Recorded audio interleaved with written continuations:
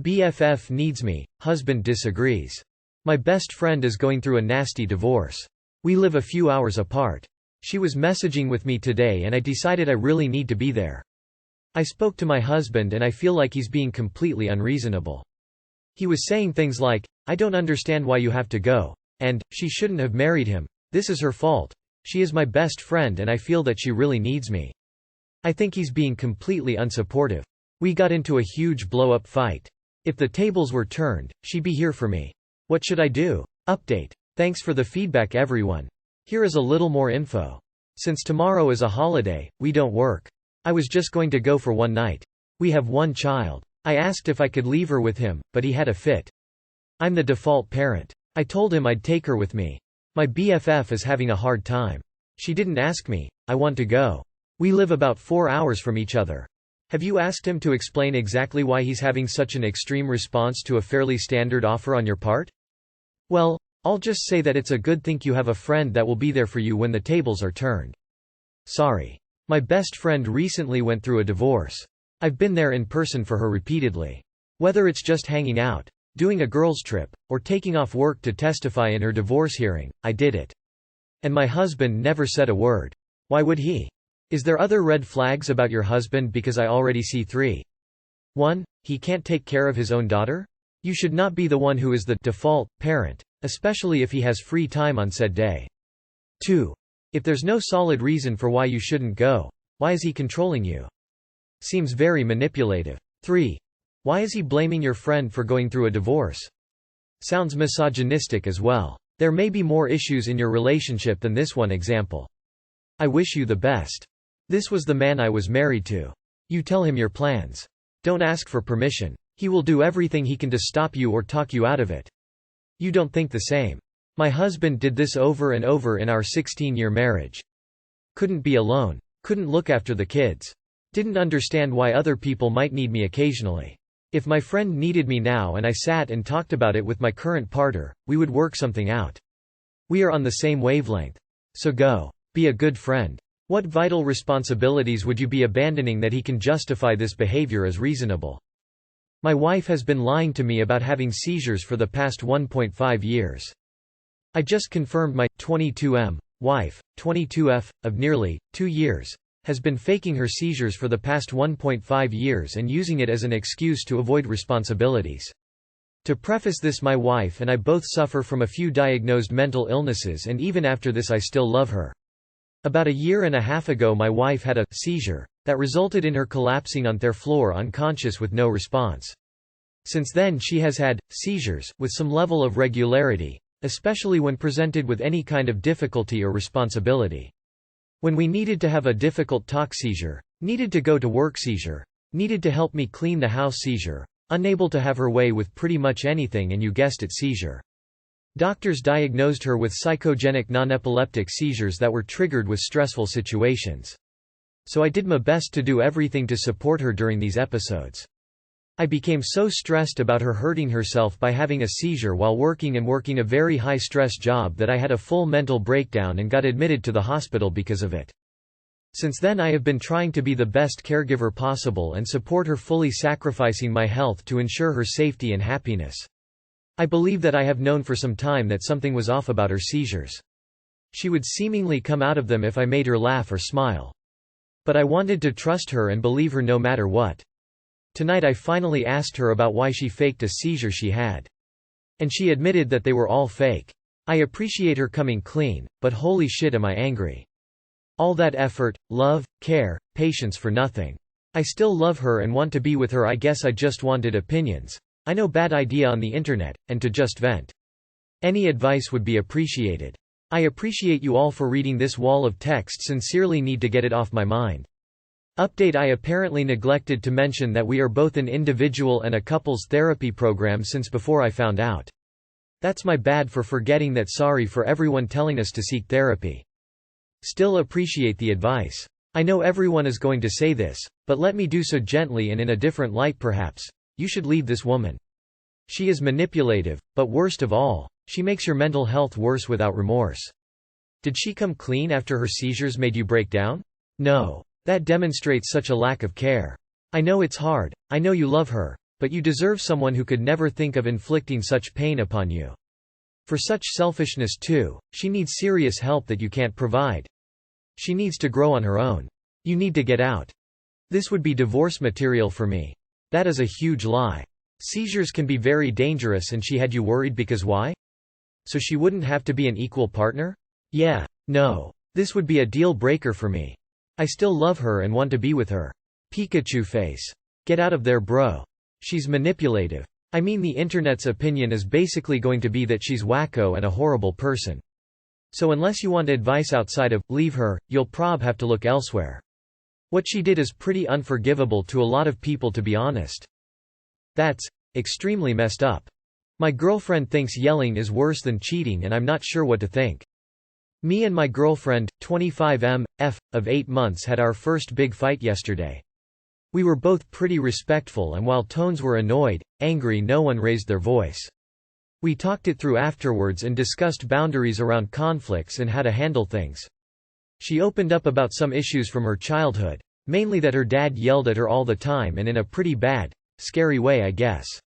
She was trying to tell me that she can't be in a relationship where there's regular yelling, which I totally respect. I don't want that either. But then she said that she would rather be cheated on than yelled at. That's a pretty strange statement to me. I firmly believe that outside of abuse, cheating is the most horrible kind of betrayal and the worst thing partners can do to each other. It makes me unnerved to think that she doesn't see it that way, almost like she doesn't agree how serious infidelity is. And that seems like a pretty big thing to be misaligned on. I didn't push her on it at the time because she was a bit emotional from talking about her childhood stuff. My mind keeps going back to it, though. Is it just an exaggeration to make her point that yelling is a deal-breaker for her? Should I even care if we don't agree on what the worst thing is? Should I ask her to clarify more what she meant, or just let it go? Too long did not read. Girlfriend said she'd rather be cheated on rather than yelled at. Not sure if that's a red flag or not.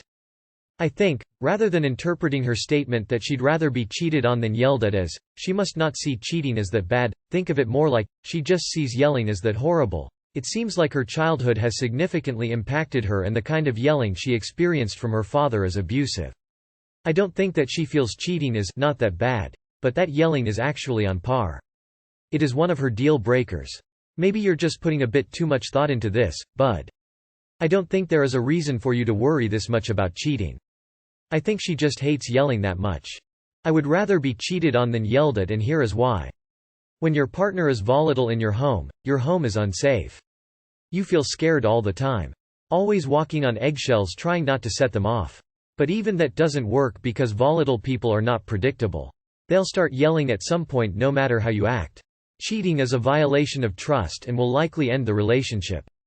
Living in a house with yelling means being in fight or flight mode constantly. It never lets up. Most people understand and agree that cheating is a deal-breaker. Too many men don't understand that yelling can be a deal-breaker as well. I'm actually really proud of your girlfriend for talking to you about this. It's a super green flag for her. You've completely misunderstood her because you weren't really listening. She was abused as a child. That makes being shouted at worse than the pain of being cheated on. Not that being cheated on doesn't matter to her. She's trying to help you understand her. She's saying that the yelling and abuse in her childhood was that bad that she would rather be cheated on than have anyone yell at her like that again. Clearly doesn't mean she thinks cheating is acceptable. She's just trying to tell you how traumatic it is for her by comparing it to one of the worst things that can happen in a relationship, which is cheating. It sounds like you're unwilling to see things from her perspective, so you're twisting her words. Nowhere did she say cheating wasn't a big deal, but to her being verbally assaulted is worse. That's a valid opinion to have, and it's not a red flag that she'll cheat on you. Work on listening, instead of just reacting. It doesn't have to be viewed exactly the same. The fact that she compared them in the moment means she views both in a negative light. Since she's got a specific reason to be afraid of yelling, it makes that shed hold it with contempt or exaggerated anxiety. Son's father is angry. I have a baby monitor in my 6-year-old's room. I put a baby monitor in my 6-year-old son's room in September. I did this because my son had an extreme asthma attack in the middle of the night. He went limp, eyes rolled back, was pale and shaking, and his breathing was very loud. I only woke up because he let out one cry and then said, "I can't breathe," before going completely out of it. I called 911 obviously and he had to be rushed to the hospital. He needed lots of emergency breathing treatments. I could not sleep well for a long time afterwards. I kept thinking what would have happened if I didn't wake up. Now, because of living arrangements in my home, my bedroom is downstairs and not next to his. So I put a baby monitor in his room. It isn't a camera one, only a sound monitor. I can't sleep if I can't hear him and know that he is okay. My son lives with me primarily. He sees his father on the weekends. His father is angry because he says I am being overprotecting and crazy. He says how he is almost 7 and doesn't need a baby monitor and that it's borderline pervy. I tried explaining how I would rather be overprotective than wake up to a dead child because they had an asthma attack and I didn't hear them. The pervy claim is beyond me also. He is a 6-year-old, it isn't like he is 16. I also let my son know I can hear him. He knows there is a monitor and he knows why. His sister is 1, so I also have a baby monitor in her room. That one has a camera. I feel upset and misunderstood. I also feel like his dad isn't as concerned about what happened as he should be. He is under the impression doctors don't know what they're doing and just want to push drugs. My son's asthma has landed him in the doctors many times and we are trying desperately to get it better. He is missing out on things because he gets winded so quickly and it breaks my heart. His father is currently facing his 6th domestic abuse charge. I only let my son go to his house on the weekends because it was more so my son's grandma and grandpa watching him. Now that his father is living with a friend, I will not allow him to go see him. I'm thinking about going to court again and making it so it has to be supervised visits. Even though he is facing these charges. He physically abused me, my mom, his girlfriend after me and now his uncle. He still is harassing me over this. Legally right now I cannot deny him visits, but I am going to go to court to try and change that. This baby monitor has me in a spin because he is threatening to call CPS because it makes me a perv. Yeah, don't take advice from the domestic abuser. You are protecting your son. Go back to court. Let him call CPS. They won't find an error with you protecting a medically fragile child. My teen has asthma and actually sleeps on a couch in my room when it's peak allergy season or he's feeling rough because he knows he might need help and be unable to call out.